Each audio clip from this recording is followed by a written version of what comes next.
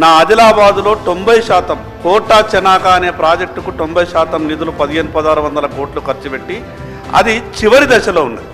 నేను మొదటి సమావేశంలోనే మంత్రి గారికి విజ్ఞప్తి చేసిన, ఏ ప్రభుత్వం చేసినా సరే అది ప్రజల సొమ్ము, ఆ ప్రభుత్వం చేసింది. మీరు బేచజాలకు పోకుండా 10% నిధులు విడుదల చేస్తే నా నియోజకవర్గంలో దాదాపు 65,000 ఎకరాలకు ఆయకట్టు సాగైతుంది. కాబట్టి రేపు దాన్ని పూర్తి చేస్తే మీ చేతులతోనే ప్రారంభోత్సవం చేయవచ్చు కదా. దయచేసి మంత్రి గారు ఒక విషయం ఏంటంటే సార్, మా ఆదిలాబాద్ వెనుకబడ్డ ప్రాంతం సార్. గతంలో ఆంధ్రప్రదేశ్ రాష్ట్రం ఉన్నప్పుడు ఈస్ట్ గోదావరి వెస్ట్ గోదావరికే నిధులు పోతున్నాయని అనుకుంటుంటాం. మరి ఇప్పుడు ఈ రాష్ట్రంలో 3 జిల్లాలకు మాత్రమే పోతున్నట్టు రాష్ట్ర ప్రజలు అనుకుంటున్నారు. కాబట్టి మిగతా జిల్లాలను కూడా ప్రభుత్వం దృష్టిలో పెట్టుకోవాలా. మంత్రి గారికి మీ ద్వారా ప్రత్యేకంగా విజ్ఞప్తి, మాటిచ్చిండు మంత్రి గారు.